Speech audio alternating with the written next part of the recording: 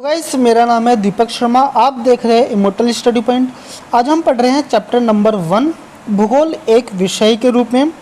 यह इस चैप्टर का पहला ही पार्ट है। आज ये चैप्टर शुरू हो रहा है। तो देखिए, इस चैप्टर के अंदर आपको ये सारे के सारे टॉपिक्स आपको पढ़ने को मिलेंगे। तो सभी वीडियोस आप टाइम टू टाइम देख पाएँ, उसके लिए चैनल को कर दीजिए सब्सक्राइब। तो चलिए फिर शुरू करते हैं।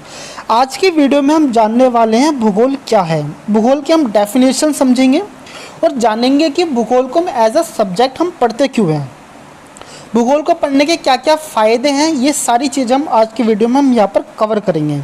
तो देखिए वैसे देखा जाए तो भूगोल की डेफिनेशन बहुत ज़्यादा बड़ी है। अभी आप इसकी छोटी सी डेफिनेशन से समझिए कि भूगोल है क्या। देखिए, जब भी हम पृथ्वी के बारे में पढ़ते हैं, तो उसको हम क्या बोलते हैं, ज्योग्राफी। ठीक है। तो मोटे मोटे तौर पे जब आपसे पूछा जाए कि भाई ज्योग्राफी क्या होती है, तो आप सिंपल वे में कह सकते हैं कि जी देखिए, ज्योग्राफी क्या है कि जो हमारे जो अर्थ है, हमारी जो पृथ्वी है, उसके बारे में पढ़ना ही ज्योग्राफी होता है। ठीक है। तो फिर चलिए, फिर अब हम आगे बढ़ते हैं और समझते हैं भूगोल को बिल्कुल डेप्थ में। चलिए फिर देखिए, भूगोल की डेफिनेशन को मैं आपको पढ़ाऊँ इससे पहले आप समझिए कि हमें भूगोल को पढ़ना ही क्यों चाहिए। देखिए, हम जीने के लिए आसपास के संसाधनों पर निर्भर करते हैं। तो यहाँ पर समझिए कि इसके अंदर एक शब्द है संसाधन। इस संसाधन को अगर आप समझ जाएंगे तो आपको सारी चीज़ें आपको धीरे धीरे करके क्लियर हो जाएंगी। संसाधन को हम इंग्लिश में बोलते हैं रिसोर्स। मैं यहाँ पर आपको कुछ एग्जाम्पल से बताऊँगा कि संसाधन होते क्या हैं। जैसे कि देखिए, इंसान को जीने के लिए संसाधन चाहिए, है ना। अब जीने के लिए मोटे मोटे तौर पर हमें क्या चाहिए, हमें चाहिए खाना, है ना। हमें चाहिए खाना, और क्या चाहिए, हमें चाहिए कपड़े, और हमें चाहिए मकान। अब ज़रा आप खाने का एग्जांपल लीजिए कि खाना रिसोर्स कैसे हो सकता है। समझिए, देखिए, खाने में आप लीजिए रोटी। तो देखिए, रोटी किससे बनती है, तो भाई देखिए, रोटी बनती है आटे से बनती है ना। वो आटा किसका हो सकता है, वो गेहूं का हो सकता है, मक्का का हो सकता है, किसी का भी आटा हो सकता है। हम इसको लेके चलते हैं, ये गेहूं का आटा होगा, गेहूं का। अब देखिए, गेहूं उगता कैसे, तो देखिए, गेहूं को उगने के लिए क्या चाहिए, मिट्टी चाहिए, है ना। मिट्टी चाहिए, और क्या चाहिए, पानी चाहिए, जिससे हम इसको सिंचाई कर सकें, और हमें खाद चाहिए, और सूर्य की रोशनी चाहिए। तो ये सारी चीज़ें चाहिए, और इन सारी चीज़ों को इंक्लूड करके ही हमें क्या मिलता है, गेहूं मिलता है ना। तो देखिए, ये जो भी सारी चीज़ें हैं, ये सारी चीज़ें क्या हैं, संसाधन है। रोटी भी संसाधन है, गेहूं, मिट्टी, पानी, ये सारी चीज़ें ही संसाधन हैं। तो देखिए, आप यहाँ पर समझ लीजिए, आपके सामने जितनी भी चीज़ें हैं, चाहे वो पहाड़ हो, हमारी घाटियाँ हो, या फिर पानी हो, या फिर वातावरण हो, वो सारी चीज़ें संसाधन है जो भी आप देख सकते हैं। ओके। और जो भी आप नहीं देख पा रहे वो भी संसाधन है, जैसे कि हवा भी क्या है, संसाधन। तो संसाधन है क्या, डेफिनेशन क्या है संसाधन की। तो देखिए, जितनी भी प्राकृतिक द्वारा बनाई गई चीज़ें हैं, वो सभी संसाधन हैं। ठीक है। मैं आपसे कहूँ कि भाई रिसोर्स क्या है, तो प्राकृतिक द्वारा बनाई गई सारी चीज़ें ही क्या है, रिसोर्स हैं। तो फिर यहाँ पे क्वेश्चन उठता है, जो ह्यूमंस जो चीज़ें बनाते हैं, जैसे मोटर हो गई, कार हो गई, बाइसिकल हो गई, तो क्या ये संसाधन नहीं है? नहीं भाई, ये भी संसाधन है। क्यों? क्योंकि जैसे मान के चलिए, कार है, कार का आप जितने भी कंपोनेंट्स ले लीजिए, कार बनती किससे है? कार के अंदर प्लास्टिक होता है ना, प्लास्टिक की चीज़ें होती हैं। इसके अंदर हमारा आयरन होता है, ठीक है। या फिर इसके अंदर जो भी चीज़ें ले लीजिए, इसके अंदर जैसे पेट्रोलियम यूज़ होता है। तो भाई देखिए, ह्यूमंस चीज़ों को बनाते हैं, लेकिन उसको पूर्ण रूपेण पूरी तरीके से नहीं बनाते। ये करते क्या है, हम प्रकृति से चीज़ों को लेते हैं रॉ फॉर्म में, उनको हम क्या करते हैं, रिफाइन करते हैं, और उसको हम यूज़ करते हैं। ठीक है। तो देखा जाए, ह्यूमंस जितनी भी चीज़ें बनाते हैं, उसका जो मूल होता है, जो बना किससे होता है, जो रॉ मटेरियल होता है, वो किससे होता है, प्रकृति द्वारा निर्मित होता है। ठीक है। तो इसलिए अगर हम कहें कि ह्यूमंस कोई चीज़ बना रहे हैं, ये गलत होगा। बल्कि ह्यूमंस क्या करते हैं, प्रकृति से वो चीज़ को लेते हैं हम रॉ फॉर्म में, और उस रॉ फॉर्म को हम क्या करते हैं, रिफाइन करते हैं, और उसको हम डेवलप करके हम उसको यहाँ पर यूज़ करते हैं। ठीक है। तो फिर संसाधन यानी कि रिसोर्स क्या हुए, हमारी पृथ्वी के अंदर जितनी भी चीज़ें हैं वो सारी की सारी संसाधन है, चाहे वो प्रकृति द्वारा बनाई गई हो या फिर वो ह्यूमन द्वारा बनाई गई हो। ठीक है, तो ये सारी की सारी चीज़ें क्या होती है, संसाधन होती हैं। अब जैसे कि जो ह्यूमंस है, ह्यूमंस भी संसाधन है, ह्यूमंस भी क्या है, रिसोर्स है, क्योंकि ह्यूमंस भी या फिर जितने भी जो प्राणी जगत के जितने भी जीव जंतु हैं वो सारे के सारे प्रकृति द्वारा बनाए गए हैं, इसलिए वो सारी चीज़ें क्या हैं, वो सारी की सारी चीज़ें संसाधन है। ठीक है जी, तो मुझे आपसे उम्मीद है कि आपको ये शब्द संसाधन यानी कि रिसोर्स, आपको ये शब्द समझ में आ गया होगा। चलिए फिर अब हम आगे बढ़ते हैं, आपको कुछ एग्जाम्पल से और भी समझ में आ जाएगा। पहले आदिम समाज प्राकृतिक निर्वाह संसाधन जैसे पशुओं एवं पौधों पर निर्भर करता था। अब देखिए, अगर हम आज के टाइम में संसाधन की बात करें तो वो बाइक हो सकती है, पेट्रोलियम है, सारी चीज़ें हैं संसाधन। लेकिन अगर हम ह्यूमंस की पहली स्टेज की बात करें, उसके शुरुआत की बात करें, तो पहली शुरुआत में हम किस अवस्था में थे, हम थे आदिम समाज की अवस्था में थे। और उस टाइम के समय में हमारे पास जो इम्पोर्टेंट जो संसाधन थे जिसका हम सबसे ज़्यादा यूज़ करते थे वो दो ही थे, एक क्या थे, पशु यानी कि एनिमल्स, और दूसरे क्या थे, पौधे। अब जरा समझिए कि पशु हमारे संसाधन किस तरीके से थे। तो देखिए, पशुओं से हमें क्या मिलता था, पशुओं से हमें डेयरी प्रोडक्ट्स मिल सकते थे, है ना, और दूसरा हमें इनसे मिल सकता था इनका मांस।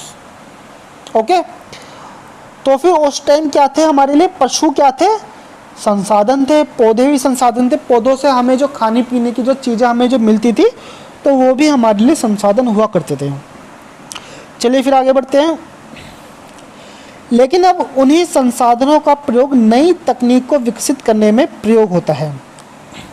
तो देखिए, ये मैं आपको पहले भी बता चुका हूँ। देखिए, आज के टाइम में अगर हम संसाधनों की बात करें तो जैसे कि हमारे पास मोबाइल्स हैं, है ना, हमारे पास बहुत सारे गैजेट्स हैं, लेकिन वो सारे के सारे जो गैजेट्स हैं वो बने किससे हैं, वो हमारे प्राकृतिक संसाधनों से बने हैं। हमने उन प्राकृतिक संसाधनों को क्या करा, काफ़ी रिफॉर्म किया है, हमने उसके अंदर R&D करी, यानी कि रिसर्च और डेवलपमेंट करा है, तब जा कर के वो हमें कोई एक पर्टिकुलर एक इंडिविजुअल चीज़ मिली है। वो चीज़ें हमने कोई ऐसे आसमान से प्राप्त नहीं करी है, बल्कि हमने ज़मीन से ही प्राप्त करी है। ओके, चलिए फिर आगे बढ़ते हैं। GIS यानी कि geographic information system, computer cartography की हेल्प से राष्ट्रीय विकास में योगदान हमें मिलता है। अब जरा आप यहाँ पर समझिए कि GIS और कंप्यूटर कार्टोग्राफी की मदद से राष्ट्रीय विकास कैसे हो सकता है। राष्ट्रीय विकास को यहाँ पर समझने के लिए आप एक एग्जांपल लीजिए। मान के चलिए कि गवर्नमेंट ने कुछ कंपनियों को टेंडर दिया है, उस टेंडर में गवर्नमेंट क्या कहेगी कि भाई हमारे देश में जितने भी मिनरल्स हैं, ठीक है, हमारे देश में जितने भी मिनरल्स हैं उन सभी मिनरल्स को ढूंढो और उनकी एक लिस्ट बनाओ। ठीक है, अब देखिए, अब होगा क्या, अब ये सारे के सारे टेंडर कंपनियों को जाएंगे, कंपनी अपने साइंटिस्टों को लगाएंगे। अब वो साइंटिस्ट किस तरह से यूज़ करेंगे, तो देखिए GIS की एक टेक्निक है। इसके अंदर होता क्या है कि हमारे अर्थ के ऑर्बिट पे एक सैटेलाइट लॉन्च करी जाती है और उस सैटेलाइट की हेल्प से, मान के चलिए भारत की स्थिति यहाँ पर है, तो उस सैटेलाइट की हेल्प से भारत की पूरी जो एक इमेजरी निकाली जाएगी। ठीक है, एक फ़ोटोज़ निकाली जाएगी, उस फोटो से, उस इमेजरी से हमें मैप बनाने में काफ़ी हेल्प मिलेगी, है ना। और हम उस मैप की वजह से, अब ये जो देखिए, हमें जो इमेजरी मिलेगी, हमें इमेजरी मिलेगी GIS से। उस इमेजरी को हम पूरी तरीके से जो साफ़ करेंगे, ठीक है, हम उसको मैप बनाएंगे। वो मैप बनेगा कंप्यूटर कार्टोग्राफी की हेल्प से। फिर जब वो मैप हमारा बनके तैयार हो जाएगा, फिर उस मैप की वजह से हम उस मैप पे हम उन चीज़ों को हम कह सकते हैं, जैसे कि मान के चलिए ये एक मैप है, इस मैप पे हम कह सकते हैं भाई इस वाली जगह पर आयरन की मात्रा बहुत ज़्यादा है, इस वाली जगह पर बॉक्साइट बहुत ज़्यादा है, या फिर इस वाली पर्टिकुलर जगह पे हमें क्या मिल सकता है, हमें पोटेशियम मिल सकता है, हमें सल्फेट मिल सकता है, फिर बहुत सारी चीज़ें हमें अलग अलग टाइप के हमें मिनरल्स यहाँ पर मिल सकते हैं। ठीक है, तब उन्हीं मिनरल्स, जब हमें पता चलेगा भाई इन इन जगह पे मिनरल्स है, तो उन मिनरल्स की क्या करी जाएगी, माइनिंग करी जाएगी, और जिससे हमारे देश का क्या होगा, विकास होगा। देखिए अभी तो आप 11th क्लास में, जब आप ग्रेजुएशन के फर्स्ट सेमेस्टर में आएंगे तो सबसे पहले आपको कंप्यूटर कार्टोग्राफी पढ़ने को मिलेगी, जिसमें आपको मैप किस तरह से बनाए जाते हैं, है ना, वो आपको समझाया जाएगा। जब आप सेकेंड ईयर में आएंगे तब आपको पढ़ने को मिलेगी GIS। इसके अंदर आपको जो सैटेलाइट से जो इमेजरी जो मिलती है, उस इमेजरी को किस तरह से कंप्यूटर की हेल्प से साफ़ किया जाता है, उसमें किस तरह से इंफॉर्मेशन निकाली जाती है, ये सारी की सारी चीज़ें आपको ग्रेजुएशन में पढ़ाई जाएंगी। ठीक है, तो देखिए GIS का जो मकसद है वो सिर्फ यहीं तक ही सीमित नहीं, बल्कि इसके जो मकसद है, जो उद्देश्य है, वो बहुत बड़े उद्देश्य हैं। बस मैंने आपको एक छोटा सा एग्जाम्पल के तौर पर मैंने आपको यहाँ पर समझाया। तो फिर देखिए भूगोल को पढ़ने का हमें बहुत सारे फ़ायदे हैं हमें यहाँ पर मिलते हैं। ये फ़ायदे ये मैंने सिर्फ आपको लिमिटेड ही बताए, बल्कि अगर मैं आपको फ़ायदे बताने पे आऊँ तो फिर पूरा शायद 2 घंटे और 3 घंटे भी कम ही पड़ जाए। चलिए फिर आगे पढ़ते हैं। अब हम जानते हैं कि भूगोल क्या है। पहले हमने मोटे मोटे तौर पर समझाते हैं भाई पृथ्वी क्या है, कि भाई भूगोल क्या है, कि भाई पृथ्वी के बारे में पढ़ना ही भूगोल है। ठीक है, अब हम इसकी ना एकदम डेफिनेशन पर जाते हैं, इसके वर्ड को हम यहाँ पर समझते हैं। तो देखिए ये जो ज्योग्राफी है, ज्योग्राफी, ये जो वर्ड है ज्योग्राफी, ये इंग्लिश का वर्ड नहीं है, ये वर्ड निकला किससे, ये निकला है ग्रीक लैंग्वेज से। अगर हम ज्योग्राफी को बांटें, इनके शब्दों को हम यहाँ पर समझे, तो हम इसको 2 शब्दों में हम इसको बांट सकते हैं। पहला है हमारा जियो और दूसरा हमारा ग्राफो। जो जियो का जो मतलब है वो तो पता ही है क्या है, पृथ्वी, और ग्राफो का मतलब क्या है, वर्णन से, यानी कि डिफाइन करना। यानी कि जब हम पृथ्वी का वर्णन करते हैं, जब हम पृथ्वी को डिफाइन करते हैं, इसी को ही हम क्या बोलते हैं, इसी को हम बोलते हैं ज्योग्राफी। चलिए अब हम समझते हैं कि भाई ये जो ज्योग्राफी जो सब्जेक्ट है ये बनाया किसने, इसका फादर कौन है। तो देखिए जो इसके जो गॉड फादर कहे जाते हैं वो हैं, ये ग्रीक के ही रहने वाले, उनका नाम था इरेटोस्थनीज। ठीक है, तो ये इनका नाम था। तो भाई देखो आपके 11वीं क्लास में 1 नंबर में ये सवाल या फिर 2 नंबर के में सवाल ये आ सकता है, तो आप ध्यान रखिएगा कि ज्योग्राफी बनाई किसने, ज्योग्राफी का जो गॉड फादर है वो कहा किसको जाता है, तो इरेटोस्थनीज को इसका फादर कहा जाता है। तो फिर भूगोल के अंदर हम फिर पढ़ते क्या हैं, अभी हमने कहा भाई पृथ्वी का वर्णन, तो इसके अंदर बहुत सारे क्वेश्चन उठते हैं भाई कि पृथ्वी का जन्म कैसे हुआ, ये भी हम इसके अंदर पढ़ते हैं। हम ज्योग्राफी के अंदर हम फिर इसके बहुत सारे आयाम को पढ़ते हैं, जैसे कि भू आकृति विज्ञान, जिसको हम इंग्लिश में बोलते हैं ज्योमॉर्फोलॉजी। ज्योमॉर्फोलॉजी में आप क्या पढ़ते हो, आप पढ़ते हैं जैसे कि भाई ये जो पहाड़ हैं, ये पहाड़ कैसे बने, ये जो प्लेन एरिया है ये मैदान कैसे बने, है ना, और या फिर ये जो आप जो देखते हो जैसे कि ये जो भूकंप आते हैं ना, ये भूकंप किस लिए आते हैं, या फिर ये जो जैसे मैं आपको एक और एग्जांपल देता हूँ, जैसे कि ज्वालामुखी, ये जो ज्वालामुखी जो फटते क्यों है, इनका फटने का रीज़न क्या है। आज की जो हम जिस जगह पर रहते हैं उस जगह की जो मिट्टी है, इस मिट्टी का शेप ऐसा क्यों है, इसके अंदर जो जिस तरह की जो क्वालिटी पाई जाती है, ये क्वालिटी इसमें क्यों पाई जाती है ना। तो ये सारी चीज़ें, ये सारे क्वेश्चंस के बारे में आपको ज्योमॉर्फोलॉजी यानी कि भू आकृति विज्ञान के अंदर आपको यहाँ पर समझने को मिलेगा। फिर इसका जो ज्योग्राफी का जो दूसरा पार्ट है वो है हमारा जलवायु विज्ञान, क्लाइमेटोलॉजी जिसको हम इंग्लिश में बोलते हैं। आप इसके अंदर पढ़ेंगे कि जो मौसमी घटनाएं होती हैं, जैसे कि बारिश होना, तूफान आना, ये सब चीज़ें आती क्यों, इनके आने का रीज़न क्या है, ये सारी की सारी चीज़ें आप पढ़ेंगे जलवायु विज्ञान के अंदर। ऐसे ही समुद्र विज्ञान के अंदर भी आप पढ़ेंगे। तो फिर चलिए फिर अब हम समझते हैं भूगोल की डेफिनेशन के बारे में। तो देखिए भूगोल की जो डेफिनेशन है कुछ वैज्ञानिकों ने दी हुई है। वैसे जब आप 11वीं क्लास का जब आप एग्ज़ाम देंगे तो उस एग्ज़ाम के अंदर काफ़ी हद तक प्रोबेबिलिटी है कि आपसे क्वेश्चन करा जाए कि भाई ज्योग्राफी की डेफिनेशन आप दीजिए, आप भूगोल की परिभाषा बताइए। अगर आप भूगोल की परिभाषा देते तो अच्छी बात है, लेकिन अगर आप भूगोल की परिभाषा के अंदर किसी वैज्ञानिक, किसी भूगोलवेत्ता का नाम अगर आप देते हैं तो इससे इम्प्रेशन काफ़ी अच्छा पड़ेगा, बल्कि आपकी जो राइटिंग स्किल्स है उन राइटिंग स्किल से टीचर भी आपका बहुत खुश होगा और आपको काफ़ी अच्छे नंबर वो आपको देगा। तो देखिए एक डेफिनेशन हम पढ़ते हैं, रिचर्ड नाम है इनका, रिचर्ड हार्टशॉन नाम है, समझते हैं कि ये भाई साहब क्या बोल रहे हैं। तो देखिए इनके अनुसार भूगोल पृथ्वी पर क्षेत्रीय विभिन्नताओं के विवरण तथा व्याख्या से संबंधित है। तो देखिए इसके अंदर, इस डेफिनेशन के अंदर बस कुछ शब्द, उन शब्दों को आप समझ लीजिए तो आपको ये याद करने की भी जरूरत नहीं पड़ेगी। इस डेफिनेशन के अंदर है क्षेत्रीय और है विभिन्नता। अभी मैंने आपको कहा कि भाई ज्योग्राफी क्या है, पृथ्वी का वर्णन। अब देखिए जैसे कि आपको मालूम है कि जो पृथ्वी है, पृथ्वी एक तरह से पूरी तरह से सपाट नहीं है, इसके अंदर बहुत सारी विभिन्नताएं हैं। जैसे कि आपको मालूम है कि मीठा पानी है ना, जैसे कि मीठा पानी हर जगह नहीं है, कहीं पर ज़्यादा है तो कहीं पर बहुत कम है। जैसे कि आपको मालूम है कि जो पेट्रोलियम है ना, पेट्रोलियम क्या है, हर जगह नहीं है, कहीं पर ज़्यादा है कहीं पर कम है तो कहीं पर तो है ही नहीं। तो ये सारी चीज़ें क्या है, ये सारी है विभिन्नताएं। ठीक है, ये सारी क्या है, विभिन्नताएं। तो आपको समझ में आ गई होंगी विभिन्नताएं। अब आप समझिए क्षेत्रीय चीज़ को, अब आप समझिए। जैसे कि मैंने आपको कहा कि पेट्रोलियम हर जगह नहीं है। जैसे कि सबसे ज़्यादा जो पेट्रोलियम आपको देखने को मिलता है मिडल ईस्ट में, है कि नहीं है।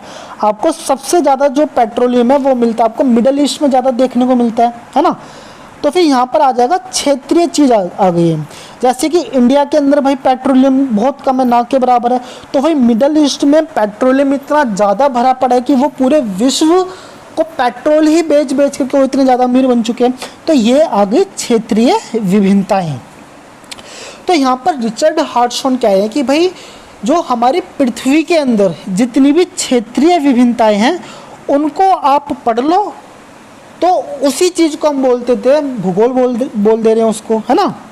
तो यानी कि भूगोल क्या है, भूगोल है कि पृथ्वी पर क्षेत्रीय विभिन्नताओं का अध्ययन करना, उनके बारे में समझना, उनके बारे में पढ़ना, यह क्या है, ज्योग्राफी है।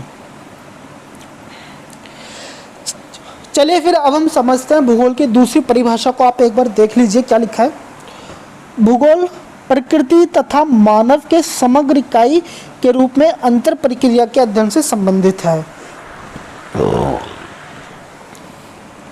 अब देखिए यहाँ पर अगर आप इस डेफिनेशन के अंदर आप समझेंगे तो इसमें क्या है, इसमें दो चीज़ इंपॉर्टेंट है। पहला है प्रकृति और दूसरा है मानव। अब देखिए, अब यहाँ पर आप एक कह सकते हैं कि सर यहाँ पर मानव शब्द को ही क्यों यूज़ किया गया है, यहाँ पर आप किसी एनिमल को यूज़ क्यों नहीं कर रहे, ठीक है, या फिर जितने भी जीव जंतु हैं इन सभी जीव जंतु को तो आपने इसमें यूज़ ही नहीं करा। तो यहाँ पर मानव शब्द को यूज़ किया गया है, क्यों?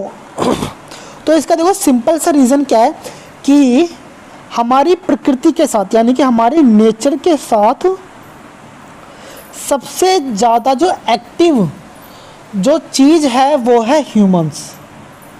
ह्यूमंस क्या है, ह्यूमंस इतने ज़्यादा एक्टिव है कि वो अपनी कोई भी क्रियाकलाप करे, वो कोई भी एक्टिविटी करे, वो डायरेक्ट और इनडायरेक्ट तौर से वो नेचर को प्रभावित करते हैं, ठीक है। इसी वजह से हम क्या करते हैं, हम नेचर और ह्यूमंस के बिटवीन जो भी एक्टिविटी हो रही है उसके बारे में हम अध्ययन करते हैं, उसको भी हम क्या बोल सकते हैं, उसको भी हम भूगोल बोल सकते हैं।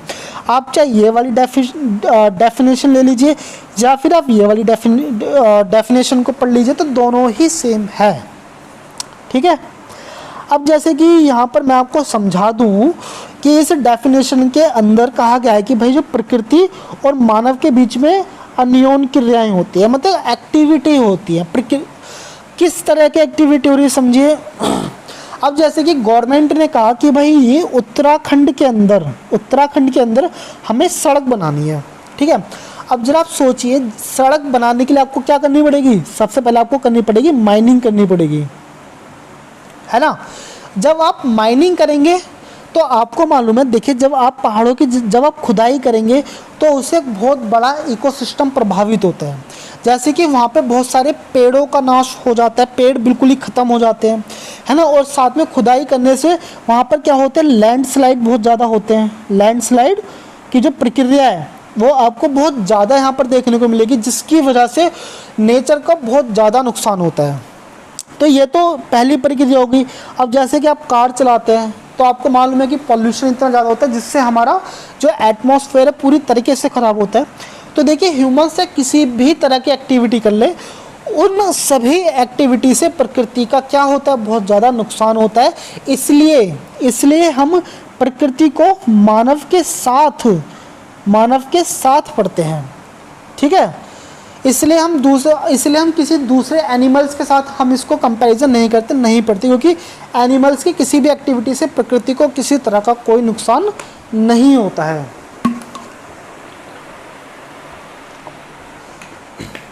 तो फिर आपको यहाँ पर भूगोल की परिभाषा आपको यहाँ पर समझ में आ गई होगी। आपको किसी भी तरह की डेफिनेशन अच्छी लगे, आसान लगे, आप उसी डेफिनेशन को लिख के आइए, नंबर आपको यहाँ पर पूरे मिलेंगे। चलिए फिर आगे बढ़ते हैं। पृथ्वी को सर्वदा मानव के आवास के रूप में देखा गया है। पृथ्वी को सर्वदा मानव के आवास के रूप में देखा गया है, जिसके कारण भूगोल को मानव के निवास के रूप में पृथ्वी का वर्णन है। अब जरा आप यहाँ पर समझिए कि हम पृथ्वी को मानव के घर के रूप में क्यों देखते हैं। आवास है घर, ठीक है। हम पृथ्वी को मानव के घर के रूप में क्यों देखते हैं, हम किसी एनिमल के रूप में क्यों नहीं देखते। तो इसका देखो सिंपल सा रीज़न क्या है, क्योंकि सभी जानवरों में सबसे ताकतवर जो जानवर है वो है ह्यूमन, ठीक है जी। पृथ्वी पर जितने भी जानवर रहते हैं, चाहे वो कितने भी प्रकार के जीव जंतु, उन सभी जीव जंतुओं में सबसे ज़्यादा ताकतवर होता है ह्यूमन। और आपको पता है जो सबसे ज़्यादा जो ताकतवर होता है उसी की ही सबसे ज़्यादा उस जगह पर चलती है। तो जैसे कि मैंने आपको कहा कि ह्यूमन की वजह से नेचर का बहुत ज़्यादा नुकसान होता है, और ह्यूमन चाहे किसी भी तरह की एक्टिविटी करे, वो डायरेक्ट और इनडायरेक्ट रूप से वो हमारी पृथ्वी को क्या करता है, प्रभावित करता है, ठीक है। अब जैसे कि मैंने आपको बहुत सारे एग्जांपल दिया, आप एक एग्जांपल थोड़ा सा और समझ लीजिए। जैसे कि ह्यूमंस की बढ़ती हुई आबादी, देखिए जैसे जैसे ह्यूमंस की आबादी बढ़ती जा रही है, वैसे वैसे पृथ्वी के ऊपर जितने भी संसाधन हैं उनके ऊपर बोझ बढ़ता जा रहा है। देखिए जिस हिसाब से ह्यूमंस की आबादी बढ़ रही है, आप संसाधनों को उतना नहीं बढ़ा सकते, आप संसाधनों को लिमिटेड तौर पर ही बढ़ा सकते हो। जैसे कि मान के चलिए 1970 में हम गेहूं की जो उपज थी वो मान के चलिए 100 टन थी, ठीक है भाई। हमने बहुत ज़्यादा साइंस के अंदर बहुत ज़्यादा तरक्की कर ली, हमने डेवलपमेंट इतने कर लिए, नए नए टाइप के बीज लिए आए। अब हमने जो उपज इसकी बढ़ा दी, 100 टन से हमने 400 टन कर दी, मान के चलिए, ठीक है। क्योंकि 1970 की आबादी कम थी और 2022 की आबादी बहुत ज़्यादा है, तो हमने 400 टन गेहूँ उपजा लिया। अब आप एक बात बताइए, ज़मीन तो हुई है, अब आप कितनी ज़्यादा आप और प्रोडक्शन कर सकते हैं, लिमिटेड ही तो प्रोडक्शन कर सकते हैं। आपके पास जितनी भी जो साइंस और टेक को मिला करके आप 400 से 500 टन कर सकते हैं, इससे ज़्यादा थोड़ी ना कर सकते हैं, है ना। तो हमारी जो पॉपुलेशन है, पॉपुलेशन बढ़ती जा रही है, जंगल साफ होते जा रहे हैं, क्योंकि हमें क्या चाहिए, खाना चाहिए। और खाना किससे आएगा, वो एग्रीकल्चर लैंड से आएगा, है ना। तो भाई देखिए ह्यूमंस डायरेक्टली और इनडायरेक्टली दोनों ही तरीके से पृथ्वी को नुकसान पहुंचा रहे हैं। इसीलिए हम पृथ्वी को किसके संदर्भ में पढ़ते हैं, हम पृथ्वी को मानव के संदर्भ में पढ़ते हैं, क्योंकि सबसे ज़्यादा ताकतवर और सबसे ज़्यादा नुकसान पहुंचाने वाला ही मानव है। चलिए फिर आगे बढ़ते हैं। आपको समझ में आ गया होगा कि हम पृथ्वी को मानव के रूप में क्यों पढ़ते हैं, हम और जानवरों के रूप में क्यों नहीं पढ़ते। आपको ये डिफरेंस समझ में आ गया होगा। चलिए फिर नेक्स्ट टॉपिक पे चलते हैं। भूगोल वेत्ता मात्र धरातल पर तथ्यों में विभिन्नताओं का अध्ययन नहीं करते, बल्कि उन कारकों का भी अध्ययन करते हैं जो इन विभिन्नताओं के कारण होते हैं। अब इस डेफिनेशन को आप थोड़ा सा तोड़ कर आप यहाँ पर समझिए। यहाँ पे है तथ्य, दूसरा है विभिन्नता, ठीक है। तथ्य क्या है, तो देखिए पहाड़, ठीक है, घाटियाँ, या फिर कोई भी चीज़ है, जैसे कि मैंने आपको संसाधन समझाया था, आप संसाधन को तथ्यों मान लो, ठीक है। तो ये आप इसको चाहे तथ्य शब्द यूज़ कर लीजिए, ठीक है, या फिर कारक शब्द यूज़ कर लिए, कुछ भी कर लीजिए। तो पहाड़, घाटियाँ, पेट्रोलियम, जो भी चीज़ें, ये सारे उसके क्या तथ्य हैं। अब इसमें कहा गया है कि हम सिर्फ तथ्यों की विभिन्नताओं का अध्ययन ही नहीं करते। जैसे कि मान के चलिए कि जो पेट्रोलियम है,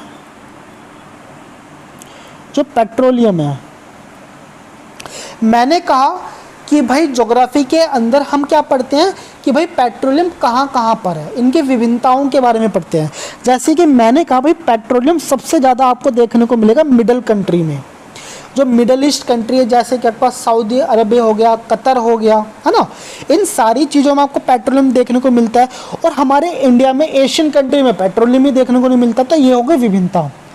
अब यहाँ पर क्या है कि हम सिर्फ ज्योग्राफी में विभिन्नताओं का ही अध्ययन नहीं करते, बल्कि उन कारकों का भी अध्ययन करते हैं जो इन विभिन्नताओं के कारण होते हैं। अब आपका जो दूसरा चीज़ क्या है कि भाई आप मुझे ये बताइए कि सिर्फ मिडल ईस्ट कंट्री में ही पेट्रोलियम इतना ज़्यादा क्यों नहीं है, हमारे एशियन कंट्री में पेट्रोलियम क्यों नहीं मिलता, इनके कारणों की आप जांच कीजिए, ठीक है। तो ज्योग्राफी के अंदर हम सिर्फ डिस्ट्रीब्यूशन ही का ही नहीं पता लगाते, हम डिस्ट्रीब्यूशन के साथ साथ हम ये भी पता लगाते हैं कि इस डिस्ट्रीब्यूशन का कारण क्या है, ठीक है, हम इनके कारणों का भी पता लगाते हैं। तो भूगोल के अंदर हम सिर्फ तथ्यों में विभिन्नताओं का ही नहीं, बल्कि उन विभिन्नताओं के कारण का भी पता लगाते हैं। चलिए फिर आगे बढ़ते हैं, आपको समझ में आ गया होगा। इस प्रकार भूगोल की दिलचस्पी किन्हीं दो तत्वों या एक से अधिक तत्वों के मध्य कार्य कारण संबंध को ज्ञात करने की होती है, ठीक है। तो ये चीज़ें मैं आपको यहाँ पर बता चुका हूँ।